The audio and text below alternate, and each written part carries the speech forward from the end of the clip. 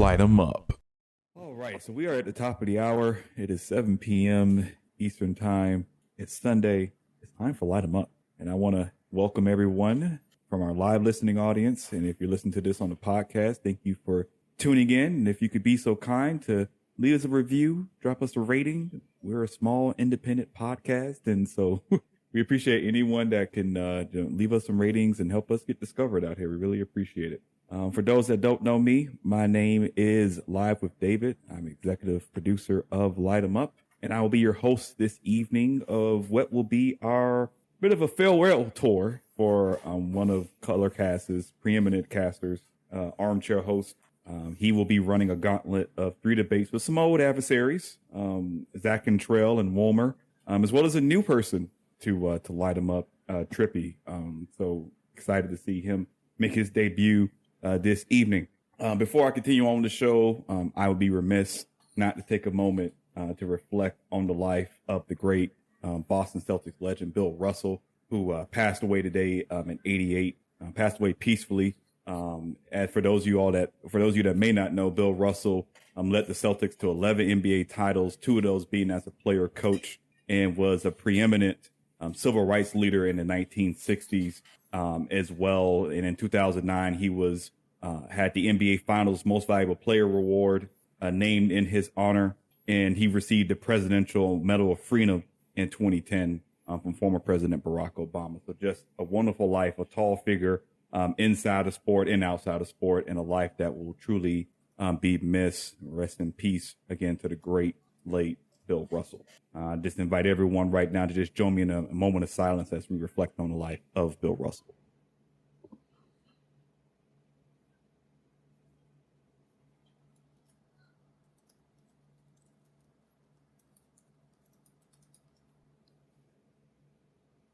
Thank you.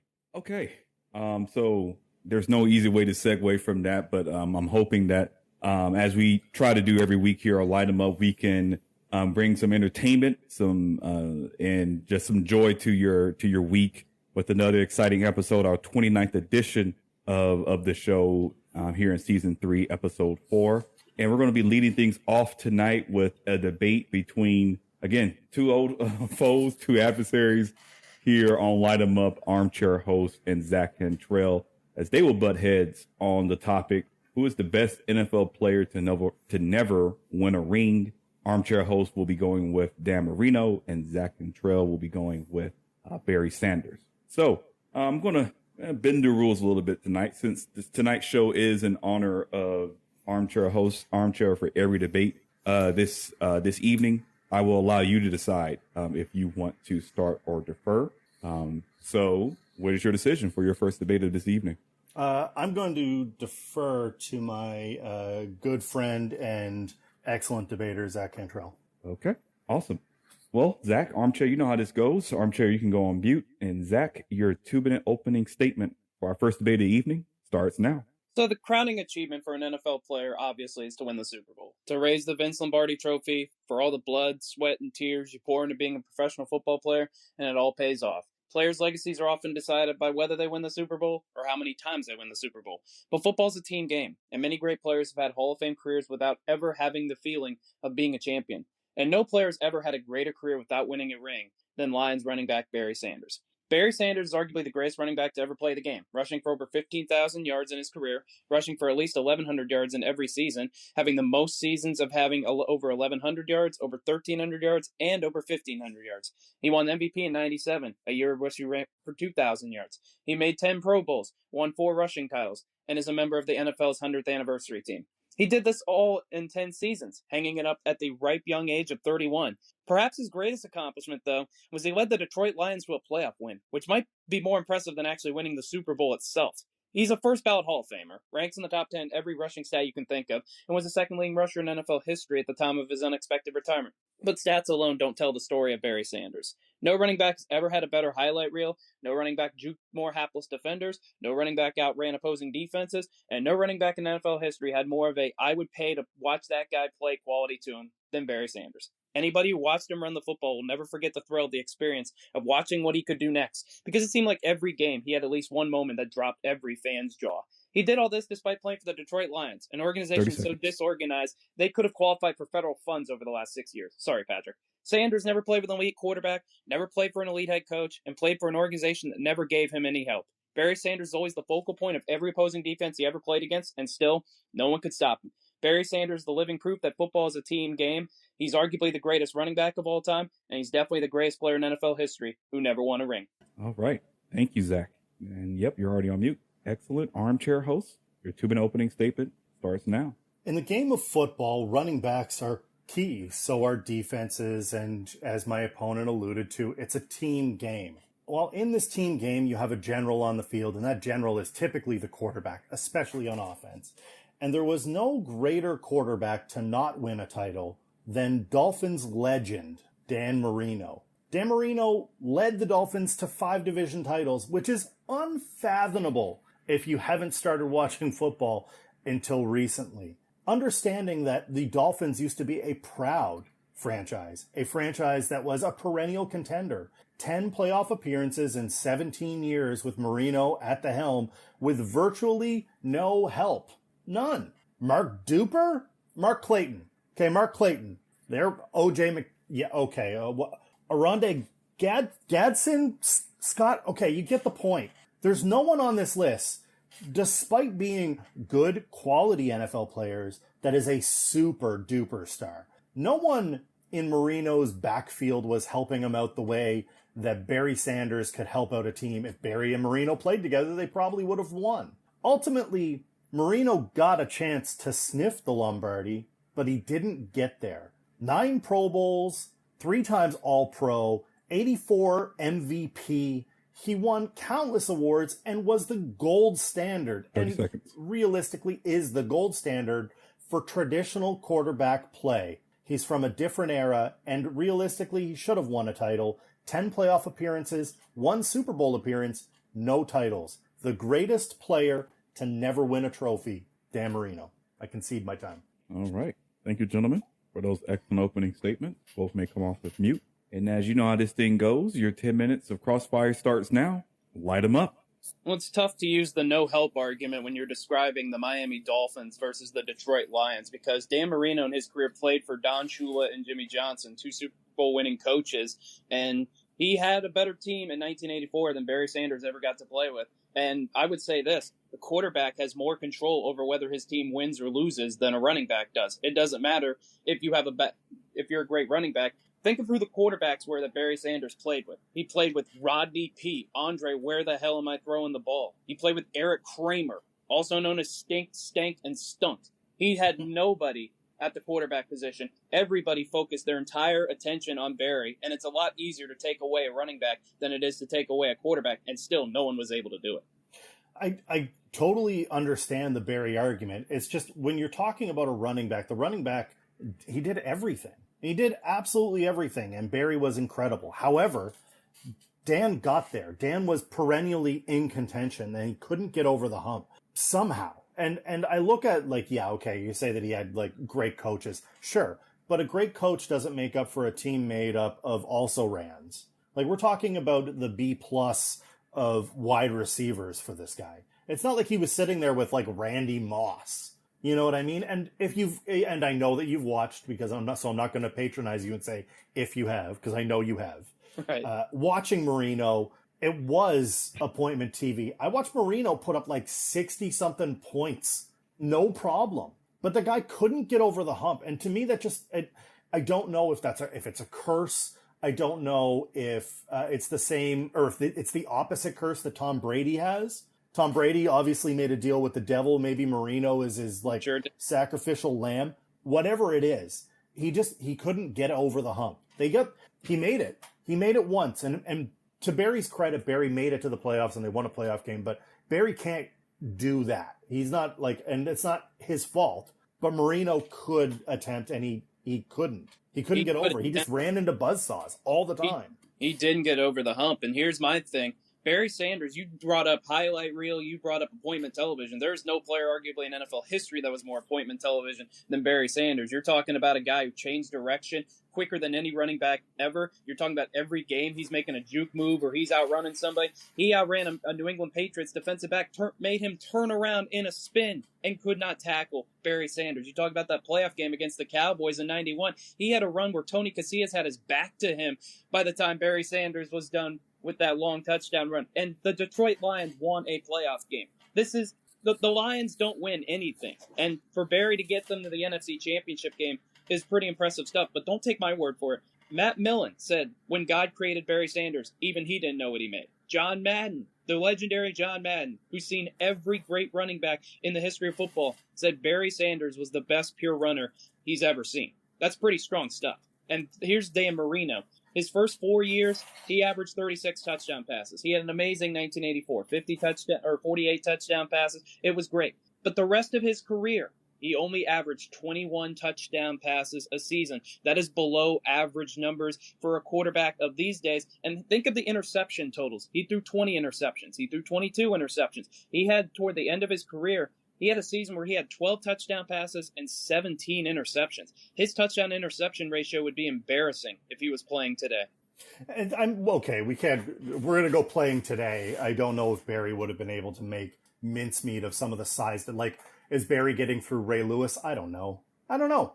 Like, it's a different era. I'm not going to sit and say play the, like, if he were playing today thing. Marino was a pure pocket passer. He could do anything with it. He had a golden arm. The subject of how to stop Dan Marino, the best thing to do is change up on him. Okay? Like, you can't do the same thing all the time. Marino's going to toss and turn and dice and slice you up. In fact, yardage wise, he did that. And that's why he's an all-time rank in terms of quarterbacks. Only recently being passed by some currently ended careers that we got to witness, like Peyton. Could I argue that the best quarterback that never won a Super Bowl is actually Jim Kelly? Because at least he took the Bills to the Super Bowl 4 consecutive seasons. Dan Marino only took the Dolphins there one time. And the quarterback, the quarterback gets more credit when you win, but they also get more blame when you lose. And at the end of the day, the quarterback has far more control over whether his team can win or lose a football game than a running back can. 5 minutes remaining.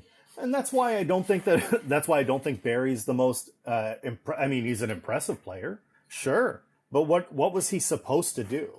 If he can't do that, like you're looking at a quarterback that went against Bill Walsh and the vaunted West Coast offense. It's not like Dan Marino in his 84 season in his brand new quarterback after going 14-2, finishing first in the AFC, going against, it's technically his second season, I know, throwing for over 5,000 yards and 48 TDs in the 80s, went against Bill Walsh. It's not like he was going against some scrub and he couldn't get it done. Like, they went against the Niners. He went against the Niners, not the Niners of today, the 49ers. Marino was a constant in terms of top performer in the league until way late into the 90s, when he was still putting up pretty decent seasons for a quarterback with no help. The picture of mediocrity in terms of team performance can't all be laid at the feet of Dan Marino. And yeah, Don Shula is an incredible coach, but Marino not getting an opportunity to win again because he stayed in this team.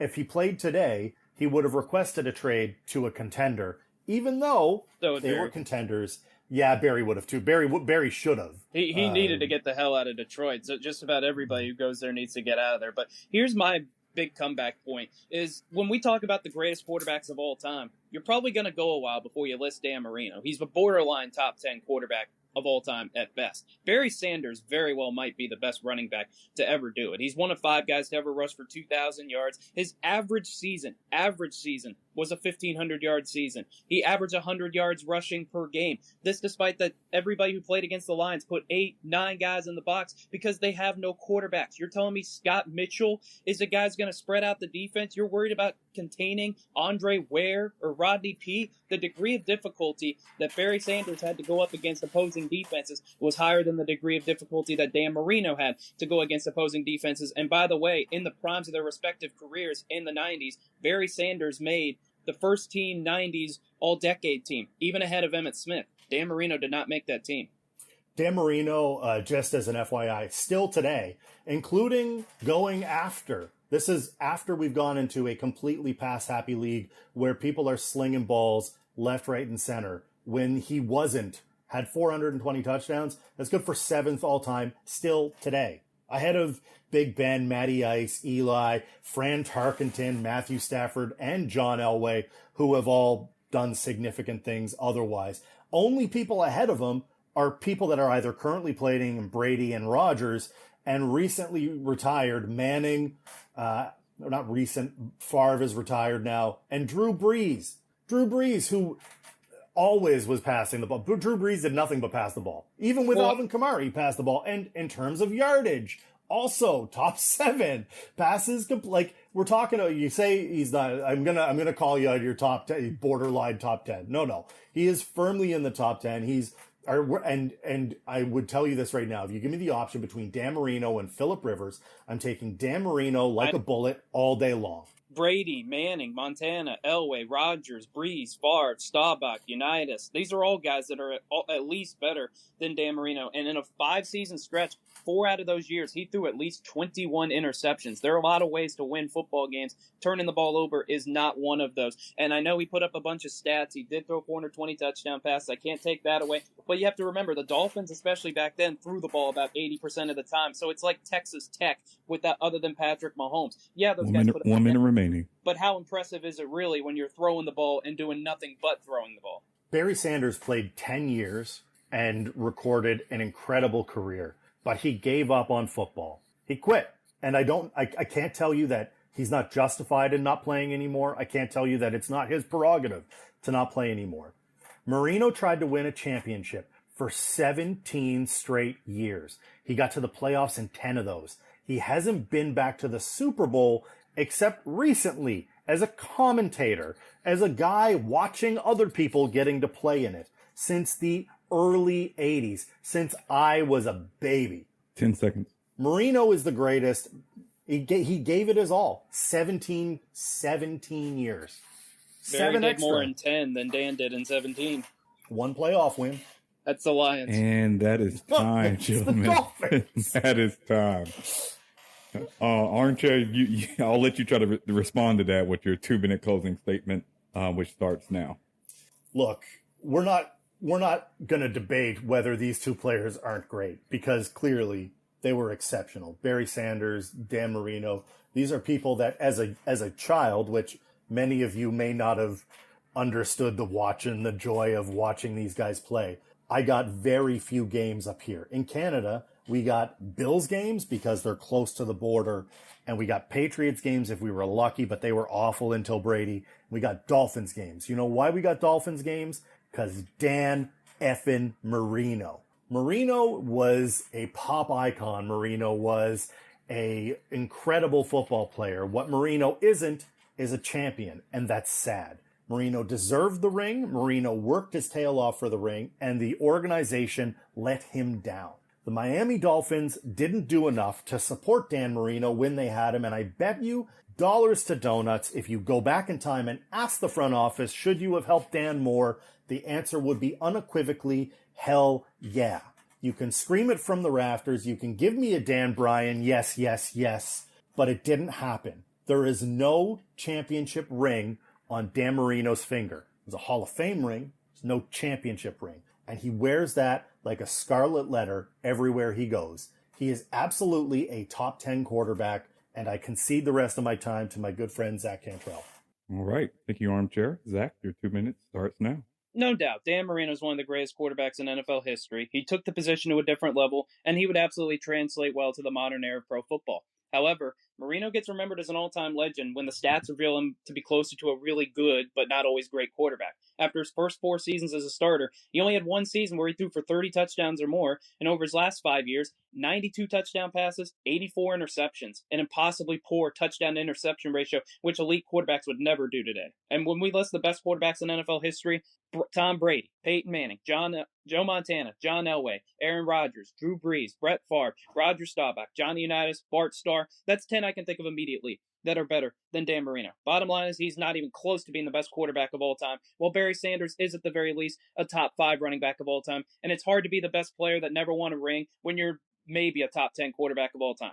It's hard to argue for Marino over Sanders when in the prime of their careers, Barry made the 90s All-Decade team over Emmitt Smith, while Dan didn't make the team at all. Barry made 10 Pro Bowls to Dan's 9, despite the fact that Barry played 10 years and Dan played 17. Barry made All-Pro 6 times, doubling Dan's 3. He rushed for 1,500 yards or more 4 consecutive seasons, which no one else has ever done. And if he hadn't retired early, he would have been the NFL's all-time leading rusher at the time of his retirement. And again, he took the Lions of all teams to the playoffs 5 different times. And as we wrap up here, I want to remind people of this. At its very core, why do we watch sports? Because above all else, we want to be entertained. With a highlight reel that might be matched by only maybe Michael Jordan in the history of sports, no player in NFL history entertained people while doing their job better than Barry Sanders did. There was a feeling about watching Barry Sanders play that you just don't have that over almost any player in NFL history, certainly no quarterback or no other running back in NFL history. Because we tune in every single week to see what Barry would do this week, and he always came up with the best player in NFL history to never win a ring, and arguably the best running back in NFL history is the same guy, and that's Barry Sanders. All right. Thank you, Zach. Thank you, Armchair, for those great closing statements. Great debate overall, gentlemen. Appreciate that. All right. That was fun. Go ahead and drop this poll in here. Should be open and ready for you guys to vote. Great job, Zach. Great job. Don't forget to check out Zach and I did an episode on my podcast. Yes, it was a lot of fun. Absolutely need to check that out if you haven't already. Zach is a gem and a true wealth of Colts knowledge and football knowledge in general. So please check it out if you haven't. I was going to say, drop that link in the chat there, Armchair. Yeah, I'm sorry that you're leaving the debates because we have 10 other NFL debates that we have to do. Never say never. All right, let's see here. We're at how many people we got in here? We got 9 listeners. We got 5 votes in here. Zach is leading 660 to 40. So and now we're tied. Okay. All right. Let's see. Let me open up my rules. We haven't oh no, we do have debates in and ties now. So never mind. So I don't think we can tie anyway. It's not enough. Yeah, it's enough voters here to not make it be a tie. I just need y'all to vote. There we go. All right. Just had to admonish everyone a little bit. We're at 7 votes now. Forget it's about another 30, 45 seconds. Oh, we're at 8. All right. Next vote decides it. 50-50. I remind Zach and Armchair, you guys know the rules. You know you're not allowed to vote. They just cancel out anyway.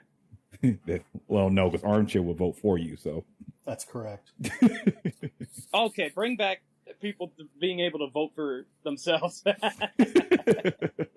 I am a gentleman of debate, but play by the rules. But honestly, it's not like we don't have 2 great contenders here. So I appreciate everybody voting.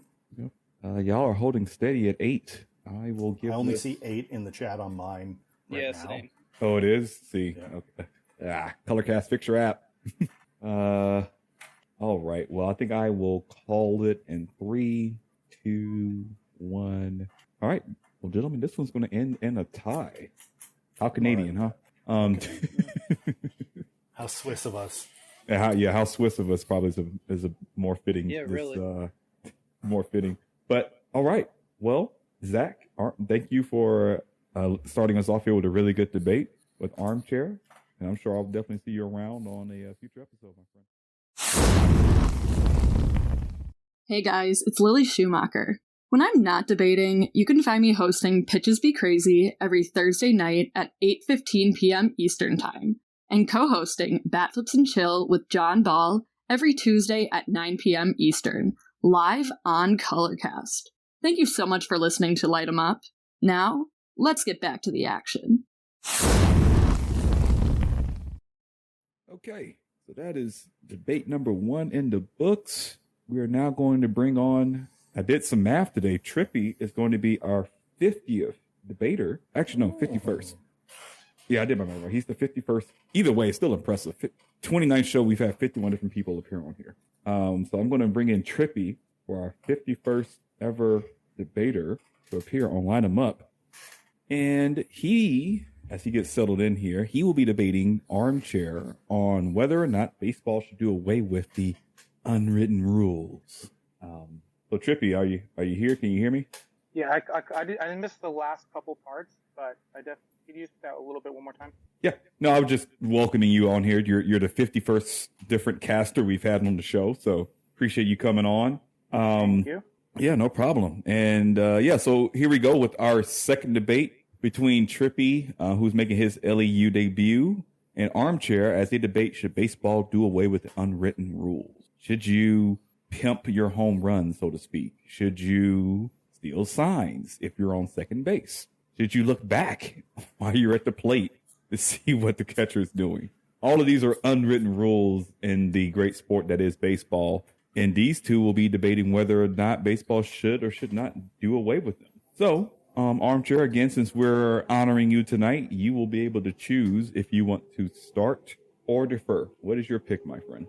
I will defer to Mr. Trippy on his opening debate. Trippy, you're arguing to get rid of the rules? I am. Right. I just wanted to make sure we had that right.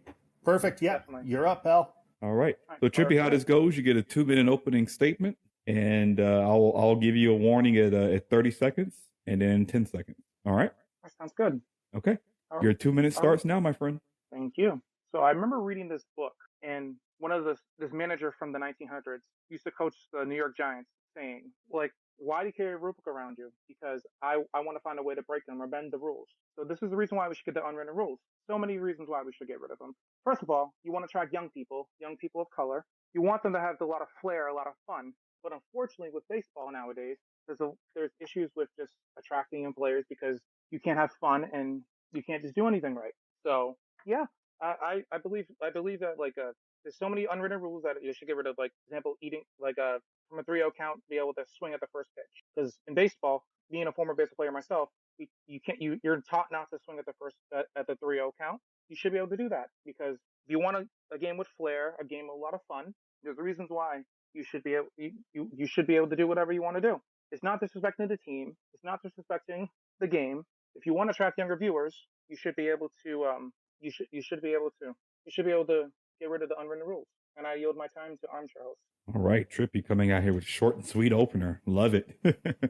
All right, Armchair, your 2-minute opening statement starts now. Baseball has been around for a very, very, very, very, very, very long time. And in that time, there have been many rules that have been completely asinine. There have been many rules that have evolved and changed, but there are a series of unwritten rules, such as don't bunt to break up a no-hitter, don't spend time admiring your home run when you hit, don't steal bases if your team is ahead by a ton. Well, I don't necessarily think that we should be getting rid of the unwritten rules. There's a difference between not having fun, which is what everybody is going to default to, versus respecting and admiring the game of baseball. There is something to be said about a pitcher who can pitch well and a player who can hit the cover off a ball. And when the moment is right, celebrating is appropriate. But I've seen guys trying to pimp a double,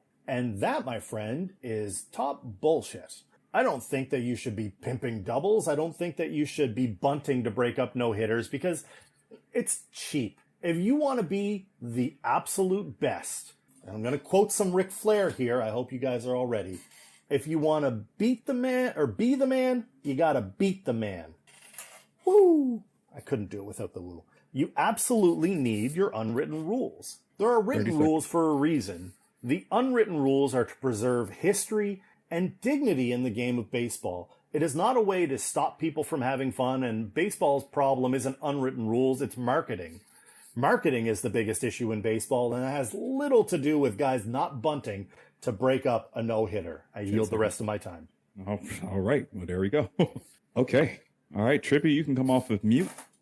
And now we'll go into our crossfire segment for 10 minutes. Well, and I think I will ask you guys to start. Armchair, I'll go to you first. I will say, I'll ask you, what is your, I guess, favorite, quote unquote, unwritten rule? And then Trippy, I'll ask you to do the same once Armchair gives this response. But 10 minutes, the crossfire starts now. Light them up. My favorite unwritten rule is don't rub the spot where you get hit by a pitch, which is just a silly unwritten rule. You also don't want to do it, Trippy, I also played baseball, not just growing up. I tried out for major leagues and ended up with a international league invite and blew out my knee. So I am unfortunately way too familiar with it. Wish it could have worked out, but it didn't. So I'm here. But there's a ton of them. What's your go-to, your unwritten rule? Well, for me, like favorite and least favorite is like if you hit a batter, like if, for example, if you hit a batter, the other team has to hit the next batter too. That's like my like least favorite, I would say. I mean, what if it's unintentional? You know? But I guess that's if you're watching baseball and you hit a batter, you can tell when it's when a guy is doing it unintentionally. There's no malice involved. It's like clearly a pitch got away from him. The unwritten rules aren't there to enforce that. It's not like and I guess that's where the trick is going to come down, because written rules would say if you hit the batter, you must do X. Unwritten rules are a little more loose and they're a little more free. If a batter gets hit, and boy, do I know guys that I watched Jose Bautista get hit as a Blue Jays fan often. And sometimes it was intentional because that guy liked to pimp home runs. And sometimes it was because he was getting sour. But there were guys that threw behind his head, and you know what he did? He hit a home run. And that's how you respond, I guess. I look at it and go, they're not taking the fun out of the game. And in big moments, I'm fine with, if you want to celebrate a huge victory, big comeback or big moment, I think that is appropriate. Red Sox coming out and coming back after beating the Yankees, being down 3, man, they got to celebrate that. But like, you just broke a 6-game losing streak in the middle of June. Maybe you don't need to be jumping around like you've just won the World Series. There's a time and a place for unwritten rules, and I think it's important. I think it's absolutely important that you need unwritten rules. Fair enough. I would say like one thing I could say though, for example, if you rarely hit a home run, for example, if you're a Jacoby Ellsbury and you hit a home run, you should be able to because he rarely hits home runs. He rarely hit home runs when he played. You should be able to watch it and admire it. Because if you're like one of those players that rarely hit home runs, you should be able to admire it, no problem. Even if you're on a 6-game losing streak. But I mean, I see your point. I just think that as a professional athlete, when you're admiring things like that, that tells me that you're in it for your selfish reason and not the team game. And when you're looking at a team game like baseball, when you're up 16 and you're hitting home runs, you watch the guys run around the bases. They're not doing cartwheels because they don't hit them. Like I watched the Jays light up the Red Sox recently. Absolutely. Oh, yeah, It was an absolute train wreck. And I think that when you were late in that game and the Jays were still scoring, you still have to stop the opponent. You have to stop your opponent, no matter what. Like, they're not going to let up. However, guys, when they were hitting them out, weren't exactly, like, skipping around the bases. They were taking it easy, station to station, go like that. And that's an unwritten rule. You're not trying to show up anybody. But if you're winning big, you should be allowed to celebrate big. If you're winning, if you're hitting home runs because you don't hit them often and you're down 6 and it's June, I mean, you can celebrate when you get to the dugout. Give a Ric Flair woo. Give 2 claps and a Ric Flair. I don't care. But I think that you still need them in the game because it's respect. It's preserving history of baseball in its purest form. well, even though there's a beautiful history with baseball, but it's a new era. If you want to attract newer viewers, you're going to have to not only I agree with you on the marketing part. Rob Manfred is horrible at marketing. Absolutely. But if you really want to attract younger people, especially people that look like me and David, you're gonna have to get rid of unwritten rules. You should be able to show flashiness. You should be able to be flashy. You should be able to celebrate. You should be able to be fun. It's kind of hard to be fun. In this new era of baseball with the Madison, the Karens of baseball, like Madison Bumgarner, etc. Yeah, I was about to bring up that situation. We got about 5 minutes left here. I guess. How do you guys feel about the Max Muncy telling Madison Bumgarner to go get it out of the ocean back when Muncy hit that home run into McCovey Cove in that Dodger series back, I think, 2019. Thoughts on that? About 5 minutes to go. Go ahead, Trippy. Well, I didn't catch that one, but I know for a fact that if anything, you should be able to celebrate. And Madison Bumgarner is known as a Karen, so he's gonna bitch about everything. He bitched about another player who hit his 3rd home run of the year. He was just randomly celebrating and called him a clown. And the next day, the guy came around, showed his personality. The next day, he had a clown costume on. It was probably kind of funny. I mean, as a player, you should be able to celebrate. Like, you should be able, no matter the score. Like, you shouldn't have to not celebrate it, no matter what. And I don't disagree with that. I guess what I'm saying is there's a way for you to celebrate and still be a good sport and still play within the rules. When I look at what, and just for clarity's sake, for what David's talking about, Madison Bumgarner said, "Don't watch the ball, you run." And that prompted Muncy to come back and say, "If you don't want me to watch the ball, you can go get it out of the ocean." I don't have a problem with that. I don't think that's against unwritten rules. I think the unwritten rule here that is going to bend, if you're going to call it that, is don't admire your home runs. Okay. He's not admiring the home run so much as he's taking his time around the bases. I think you need to be able to celebrate, like I said. But I think that there's a way to celebrate without showing up the other team. The only other unwritten rule that I think I would completely agree with getting rid of is talking about umpires. Umpires too often make it about themselves, and I am not here for an ump show. But celebrating, I think, is completely fine. If Ronald Acuna Jr. hits a home run 470-something feet and he wants to celebrate, I think that he should, because that is an incredible feat. If Aaron Judge, who's been hitting them at a ridiculous tear, God, I hate the Yankees, is going to celebrate while he goes around the bases, I think that he should. What I don't think they should do is start talking trash and like bad mouthing and lipping off. There's a difference between celebrating and showing up your guy. If you want to get into the trash talk aspect of it, then you back it up. And that's all there is to it. It's not about abolishing unwritten rules so much as it's about, let's make sure that we respect the game of baseball as a game, as the way that as some of the historic elements of it. And while we do that, market our young stars and make sure that people see that it's a sport of celebrating. I don't think that seeing, you used Jacoby Ellsbury. If you want to talk about if Jason Varitek is your most marketable asset, then we've got a problem. You should be marketing Big Papi, and they weren't. And that's the problem. Warning. They're not. The marketing aspect of it is going to stop people from watching.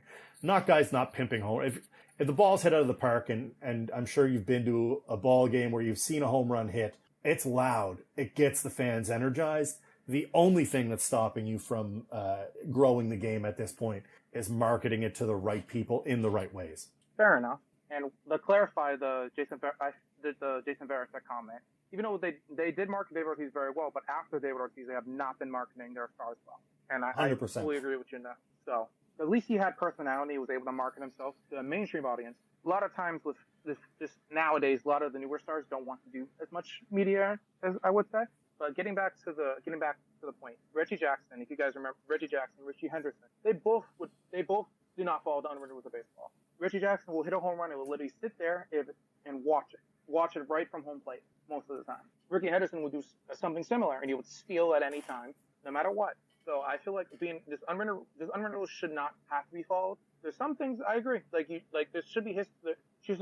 You should preserve the history of baseball, but at the same time, it's a new era. It's a new generation. You should be able to do whatever you want, because you want the next generation to feel like, oh, they can do whatever they want, but also respect the game of baseball. 30 seconds. I totally understand where you're coming from here. I think that at the end of the day, the unwritten rules at this point have such little impact on fun. I think if we're looking at the way that we want to have fun, don't bunt to break up a no-hitter is an unwritten rule. And yeah, don't swing on a 3-0 count. That's smart baseball. That's not a bad unwritten rule. If the guy hasn't been able to throw a strike to you, take what you can get and become a base runner. And that is time for Crossfire. Thank you, gentlemen. Trippy, you can go on mute, my friend. And Armchair, your 2-minute closing statement starts now. There are things in the unwritten rules that people will hate. Everyone is going to talk about, oh, there's no fun. And Trippy is completely fair. You need flash in the game. And I am a big fan of pizzazz. Some of my favorite players are Fernando Tatis and Ronald Acuna Jr. And, of course, my boys in the north, Vladito, my guy. You tell me he's not dancing around in the dugout. You tell me they're not playing around in the dugout. They're having fun. But what they're not doing, they're not going out and they're not talking trash to the guy when they're beating him. They're not doing that. Do you know why? Because karma's a bitch. And that stuff comes back to bite you in the ass more often than you would care for. You don't want to assist the member of the opposing team. You don't want to walk in front of the catcher or the umpire when you're walking to the batter's box. Why would you do that? You're likely to get dinged. Working a count? Sure, that's smart, but don't swing on a 3-0 count is smart. There are some players that should do it. There are more players that shouldn't. And the statistics bear out the reasons why you don't swing wildly at a 3-0 count, especially if the pitcher has been doing nothing to inspire you to think that he's going to give you something right down the gut. I was going to say a different word, but I'm not.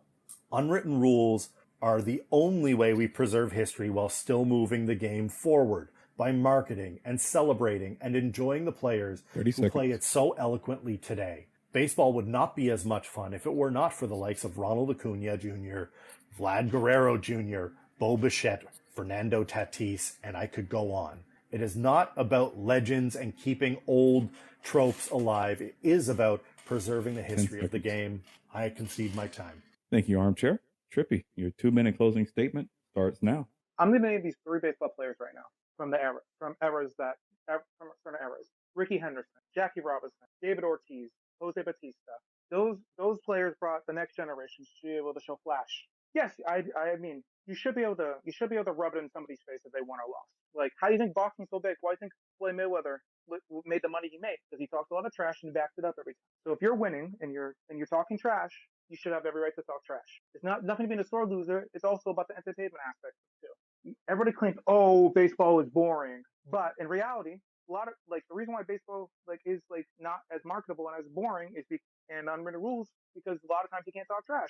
I also believe that with the unwritten rules, it holds it pretty much, it holds everything of just apart, I yield my time. All right. Sounds good. Well, thank you, gentlemen, for that debate.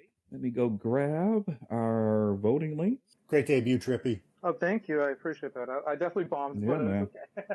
No, brother. No. Not at all. You definitely sounded better than I did on my first debate. I was an absolute nervous wreck, and that's why I only produce the show now. All right. So let me switch to the next question and hit send. All right. That is available for you guys to vote. 7 of you guys are here. Again, I remind everyone that Trippy, Armchair, you're not allowed to vote. Of course not. Okay. We have 7 listeners. Armchair is leading right now. If he gets one vote, okay. I was about to say if he gets one more vote, it'll be a majority. Okay, yeah, there it is. Okay, yep. That is a majority for Armchair. 7 people in here. We got 6 votes. And yeah, Armchair, you'll get the victory. Yep, there are 7 votes. Okay, yep. So with 71% of the vote, Armchair, congrats on getting the W here. Trippy. Great again, debate, Trippy. Excellent debut. And hope to see you around on some future debates, my man. I definitely will do so. I appreciate your time. Yeah, no problem, man. Hey guys, James Fleming here, host of the Pigpen Thursdays at 9 Eastern Time, where we talk mostly lists. We compare a lot of top 10s. Also host the Gamble and Ramble show Sundays before football every week. Stay tuned for more Light 'em Up. Armchair, you good? Need a little water break or something? No, I'm good. Okay, because I know this next guy here. He's gonna come with the heat. Yeah, that's all right. I know you and Walmer love your hockey, so I'm expecting a lot of heat to be flying on this third and final debate here. Let me get Walmer in here, and for this third and final contest, we'll be debating who is the best player to never win an NHL Stanley Cup. Did I take an invite? Oh, there he is. Okay, Walmer, he is in here. How you doing, my friend? I'm doing pretty good. How about you? I'm doing well, sir. Thank you. Welcome back. And you guys know how this goes. Again, we're going to be debating for our third contest, who is the best player to never voice Lord Stanley. And then Armchair, I believe you're going with Adam Oates. And Walmer, correct me here. I think it's pronounced Marcel Dionne. Yes, correct. Okay, awesome. Correct. All right. Okay. Well, again, Armchair, you're the person we're honoring tonight, so you get to decide if you want to start this debate or defer. What is your decision? I will let good friend and homie Josh Wolmer lead off. All right. Sounds good. Perfect. Well, we know how this goes. 2-minute opening statement starts now. Thank you. There have been so many fantastic players to never win a Stanley Cup, like Jerome McGinley, soon-to-be Joe Thornton, Roberto Luongo, King Henrik Lundqvist. But there was no greater player to never win a cup than Marcel Dionne. This guy literally was put on teams that were never, ever built to win a Stanley Cup. He won 2 Bing trophies, 2 Pearson trophies, was the 79-80 Hart Ross trophy winner. He's 6th on the all-time scoring list. And what's most impressive is the fact that he's the only one in the top 15 that has never won a Stanley Cup. The furthest this guy has ever gotten was the second round twice, and he was just basically a first-round exit kind of guy because the teams around him literally had nobody ever to win. This is a guy who was basically a lone wolf, a guy who would average over 100 points per season, and yet it really wouldn't reflect in his postseason performances because there was nobody helping him out. This is a guy who, in his best years, would average 130 plus points, but never had anybody else to help him get to the Stanley Cup. Never had a chance. Never got to a conference finals. Nope. This was a guy that just always had a great regular season, but because the teams that he was on and he was going against, they were never built to go to a Stanley Cup. Oh, okay. I got you right there at the end. Okay, great. Okay. Well, thank you, Walmer. Armchair, you can come off of mute, and your 2-minute opening statement starts now. In the NHL and across all of hockey, people want to win the Stanley Cup. Much like the Lombardi, the Stanley Cup is the prize trophy. It's what you want to go after. It is arguably one of the hardest trophies to win based on the physical demands of the game, the playoffs, everything that goes into playing hockey in general. And if you haven't played hockey, I can tell you, it's hard as hell. Adam Oates was a consummate professional. He played in an era with, wait, tell me if you've heard these names before, Wayne Gretzky, Mario Lemieux. Have you heard those names before? I have. Do you know why Adam Oates doesn't get mentioned? It's not because he wasn't good. It's because he was the also-ran. He was the other guy. Adam Oates was the Hull, or he was the Oates to the Hull and Oates. Not Hall and Oates. That's Brett Hull, one of the greatest American snipers of all time. Without Oates on his wing, without Oates as his center, I should say, Hull wouldn't have been able to put up 50 and 50. That's 50 goals in 50 games. I can't tell you how ridiculous that stat is because it doesn't happen too often. Adam Oates also did this for another one of his teammates in Boston, but we'll get to that later. Oatesy played every single season as a true pro. 30 seconds. He was only a one-time All-Star. Why? Because he was never the most flashy. He wasn't the biggest point getter, but you know what? He was a huge, huge playmaker. He was a Lady Byng finalist almost every year. He was a Selke finalist many years, and he made it to the Cup final. He just could never get over that final hump. Adam Oates is a Hall of Fame player with a Hall of Fame resume, missing one single trophy, Lord Stanley's Cup. I concede my time. All right. Awesome. Right at the buzzer. Omar, you can come off of mute, my friend. And you gentlemen know how this goes. 10 minutes of Crossfire starts now. Light them up. All right. It's interesting that you brought up the fact that he was really good about St. Louis and Boston. And it's not just because of the fact that he was that Adam Oates putting up great points, but the fact is the players around him made him much better. You can't tell me that Brett Hull putting up those 70-plus goal seasons didn't make Oates' points climb the ranks. Cam Neely, Ray Bourque, to name a couple, on the Bruins that were just absolutely phenomenal. He played with some other greats like Stevie Y, who was in Detroit to start his career. Phil Housley was with Washington at the time. Mark Recchi, who played with a quarter of a season. Jeremy Roenick, Keith Primo, Jean Leclerc, Peter Bondra. Like, he had some phenomenal teammates. Those were the guys that were helping pot those goals to give him all those assists. He was the guy that was the playmaker that was able to give those guys all these point-boosting, goal-totaling things, but it doesn't make him the great player. And the fact is, when he was on Detroit, Boston, St. Louis, he was the other guy because he wasn't the best guy. He wasn't the number one guy on that team. You can't say the same about Marcel Dionne. This was the guy who was legit the number one guy on his team. He only played with 4 Hall of Famers. Alex Delvecchio for 2 seasons early in Detroit, and one of those seasons was cut short because Delvecchio got injured and decided to retire. Larry Murphy, he played with 3 seasons and I think 5 games of another, but that's a defenseman. Steve Shutter, he played with 1 season, but that's a guy you probably have really never heard of who's in the Hall of Fame. Brian Leach, he played with 17 games, but he's a defenseman. You're talking about a guy like Marcel Dionne, who was averaging 100 points per season during his prime without any help. You want to know the guys who finished second on the team in points scoring those years? I'll give you those names. Mickey Redmond, Danny Grant, Dave Taylor, Charlie Simmer. I bet you've never heard of any of those guys. I've heard of Dave Taylor. I'm a Canadian, man. Come on now. Oh, right, you're Canadian. But I can almost guarantee that nobody in the audience has ever really heard of that name. I could also give you Butch Goring, who many may have heard of, never made the Hall of Fame. Bernie Nichols, never made the Hall of Fame. Even Walt Podubny. What a name that is. A guy who actually had his best season alongside Marcel Dionne, who had 88 points. Podubny never reached 70 points beyond that point. I think it's interesting. Look, Marcel Dionne was an incredible player. Where was he drafted again? Do you remember what position he was drafted? No. I'll tell you where Adam Oates was drafted. He wasn't. He was undrafted. Do you know why? Because no one was looking at him. Do you know how many players have had more than 90 assists in at least more than one season in the NHL? Not many. No. It's Adam Oates. He's done it twice. Wayne Gretzky, of course, you know Wayne Gretzky. Mario, yeah. Bobby Orr, may know that name as well. And in the more recent era, the true fear of the beard, Joseph Thornton. That's it. That's the end of the list. Adam Oates is an undrafted player.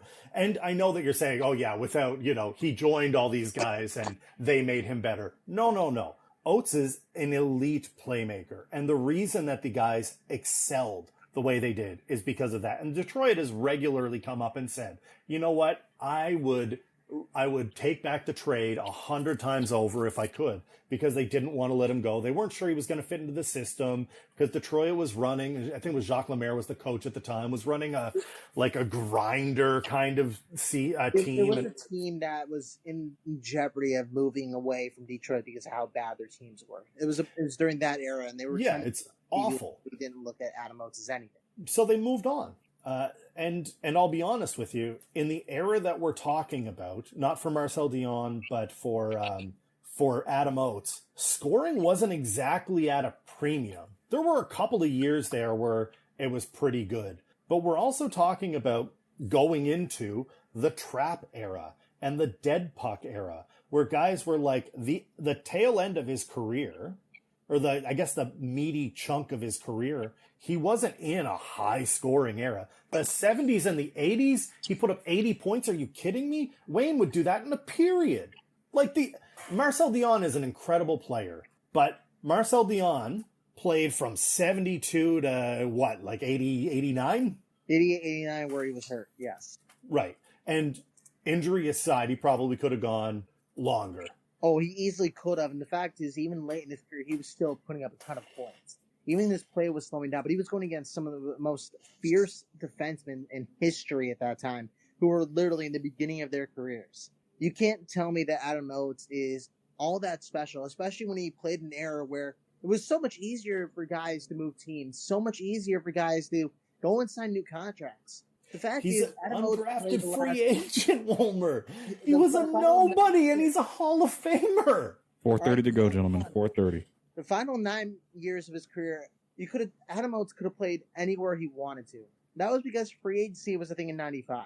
Marcel Dionne couldn't do anything about what team he was on because either you had a contract with that team or you basically were considered a restricted free agent, which meant that you had to be traded away for another team to have a bid at you. It's not the same, considering the fact that Marcel Dionne was only traded twice in his career. Once from Detroit, and then once from the LA Kings to a team that was trying to make a playoff push but never could get there. The fact is, Marcel Dionne was just basically that guy that you couldn't really trade away because he was the guy that was bringing fans to your arena. These were the Kings teams that were always horrible. They only finished second a couple times, finished first once, but then were third or worse in the division the rest of his career in LA. This is the time when there were 5 teams in each division. Marcel Dionne played in an era where I was just about to say where there were fewer teams. The opportunity to make a Stanley Cup final was far greater for someone of his ilk. If he was so skilled, why didn't he do it? It's not that he wasn't the only talented player on his team. I understand what you're saying. Yes, he played in LA. Okay, he played in LA. Here's the difference. You're looking at the 80s where literally it was about juggernauts. The Islanders won 4 straight Stanley Cups because they were a super team filled with studs, superstars, Hall of Famers, immense talent. Then you got the Oilers, who went on that rampant run because they had some of the best players in the world and fantastic depth beyond Wayne Gretzky that just were phenomenal. The Canadiens, the one year they won it, they were a team that was deep and had a great team to build around their superstars. In '89, you look at the Flames. They made trades to make sure they were a team that can go and win Lanny McDonald that Stanley Cup. In the 90s, there were a couple teams that repeated, but there was no juggernaut team that Adam Oates couldn't help lead to get around them. Look at the Bruins. Those teams were freaking phenomenal. You're talking about one of the greatest defensemen of all times, one of the greatest power forwards of all time. Which is why he's one of the best to never win a cup. He got there. He had the opportunity. He had the opportunity with Washington. He also had the opportunity with the Ducks. He did have the opportunity with the Ducks. Yes. But there was no superstar team. They had a chance to win a Stanley Cup in Game 7. They just couldn't do it. But you look at those teams down the middle, they were extremely competitive. There was very little separating those two teams. But you look at the 80s, the times that Dionne played, there was a lot separating the good teams from the mediocre teams to the bad teams. There was a lot. Because of just the fact that teams were able to easily keep superstars in the team. Because there really wasn't a salary cap at that time.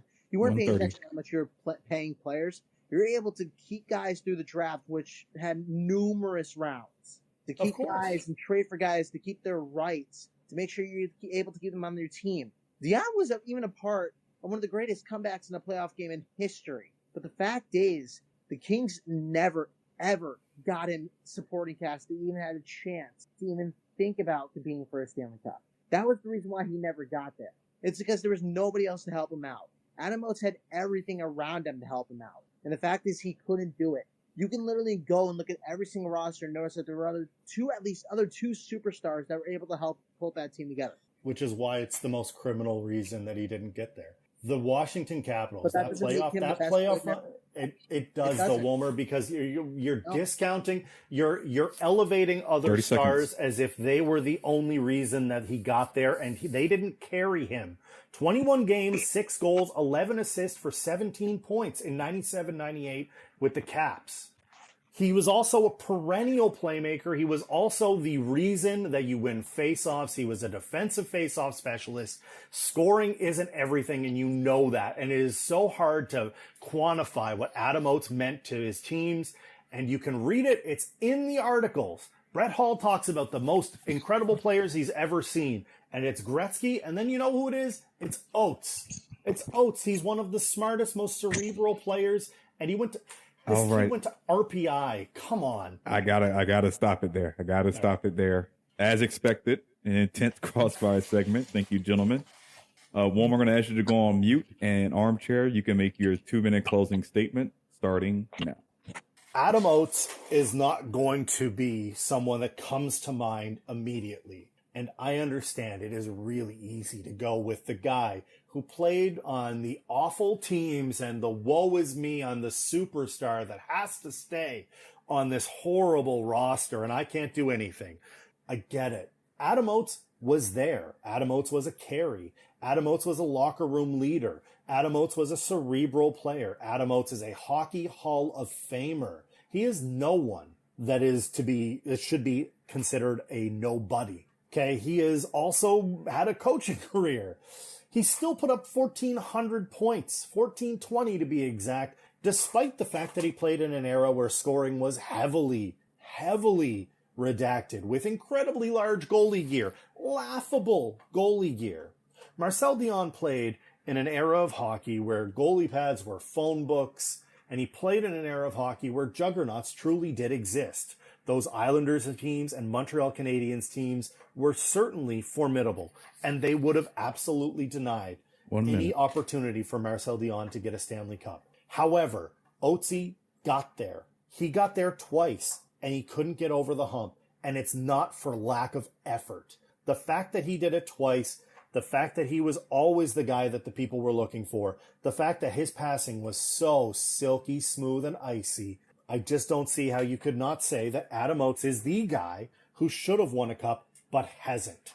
I yield the rest of my time to Josh Wolmer, great friend. Appreciate the debate, pal. Thank you, Armchair. Wolmer, you can come off of mute, and your 2-minute closing statement starts now. Okay, so the goal scoring thing does not define Adam Oates, but the fact is the dead puck era didn't really start until late 90s at the end of his career, so that's really an invalid statement considering the fact is Adam Oates was playing with other superstars that helped elevate his game. Dionne never had anything like that. He was playing in time that where literally super teams are constructed, and the fact is there were multiple repeat champions in the light of his career that just made it way too difficult for him to even get to a Stanley Cup. He was in a Western Conference that was loaded with phenomenal teams that would considerably just continue to knock them out of the playoffs each and every year. During the twilight of his career, he just couldn't get anything going because he had nothing. He was going against Islander teams. He was going against Philadelphia teams that were actually a juggernaut in the late 70s. 1 minute remaining. And even the Oilers teams, which were their little rival in the late part of his career. And it was literally the beginning of the rivalry when the Oilers were starting to win all their Stanley Cups. Marcel Dionne had numerous 120-plus point seasons. Only a couple others have done that. Jagr, Gretzky, and Lemieux.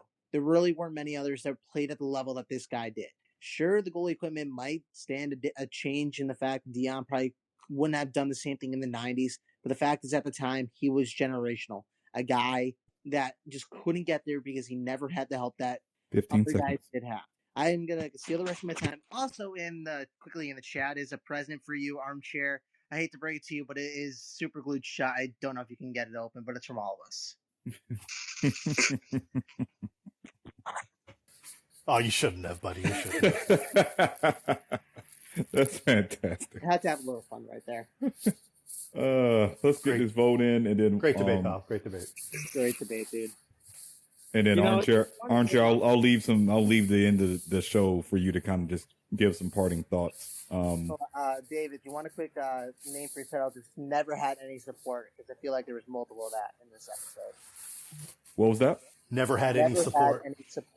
Never had any support. Okay, I'll jot that down. Or I'm sure Patrick has already jotted it down. But players that have never had support. Okay, got it. Poll is open. Oh, here we go. All right, here we go. 5 votes in. There's 7 of you guys here, or I guess Wolmer, Armchair. Do you guys see 6 or 7 on your end? 7. 7. I Okay. see 7. Okay. All right. 2 more votes. 2 votes can swing this in Wolmer's favor. Right now, Armchair is winning 60-40. Great debate, Wolmer. Really good debate, dude. We have a tie. Got to show more love for Adam Oates, though. Oh, I mean, he's a Bruins legend. I can't hate on him. All right. And sorry, Wolmer's going to take this one. Yeah, it's all right. Wolmer's going to take this one. Great debate, gentlemen. Oh, by the way, I will just say this. Once Joe Thornton officially retires, I think he might take my replacement as the best to never win it, because you look at the fact that he was just so good for so many years with 2 different teams, won an MVP for 2 teams. I really think that you can put him down as one the greatest of all time, never win a cup, but especially with the fact that he's retired, you can't say that he'll never win. Okay. All right. Well, fair. Okay. Cool. Light them up. I'm going to drop you off here, and then Armchair. I'll give you a couple moments here to just kind of give some parting thoughts. Floor is yours. So I joined Colorcast when Colorcast was a baby, and I mean like literal baby. I mean, I was getting a DM on Instagram or something from Evan asking me to come on this app and really give it a try. He saw that I was a sports podcaster, really wanted me to give it a try. And I jumped on. I jumped on early. I was one of the first, I think, 10 users that was active on this app. It was one of the, not one of the first verifieds. So I think that was Hungry Takes was one of the first verifieds, but I made my way and I earned my check through hard work through these guys. And then we went to a Slack channel, and you guys probably don't even know that existed. There was a Slack for Colorcast that we talked on. I came on around that time. Yep. So there was the Slack, and then the birth of Discord. And with the birth of Discord came this beautiful little idea of a debate show where people would come on from across the app and just talk about some of the most interesting and some very common, some uncommon. I have seen some incredible debates on this show. I've seen what drug would make you the best athlete. I've seen you're not as star-spangled awesome as you think you are, of course. We have seen some incredible blow-ups, some incredible moments, and it's all because of David and the LEU team, Lily, Patrick, James, Nelly. Am I missing anyone? Nelly, yep. Live Love Sports. Liv wasn't part of it, and gosh, I'm forgetting one more guy, but yes. Richie? I don't know. Who else? Someone else is there. Anyway, it's an incredible idea, and I really hope that this continues to grow. I'm stepping away for my own I have so much on the go, guys. My day job is already hectic. I'm in sales. I spend all day on the phone trying to call people. On top of that, I'm really pushing on my own personal podcast, my own social growth. I've got, my daughter is almost 5. She's 5 in August, so that becomes more handful. David's are you almost there yet? Almost you're there. Close. Late August, early September. Yep. So you're gonna be in the same boat in a blink of an eye, my friend. You're gonna blink and you're not gonna know where it went. But I feel it's time to give the floor up to some of the vets who are still kicking ass, taking names. Your guys like Zach, your guys like Wolmer, Lily, Patrick. You guys are incredible, but it's also time for folks like Trippy to get on and really come out. And I'm really glad that we got a LEU debut tonight's show. So I just appreciate everything that you guys have done. This is the best, the preeminent show on Colorcast. Honestly, it is.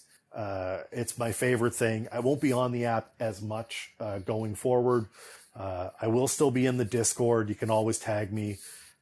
If you wanted to join into my Discord, I'm there. I still have my show to promote and deal with. But this is always a pleasure coming on here, and especially working with people the likes of you, David.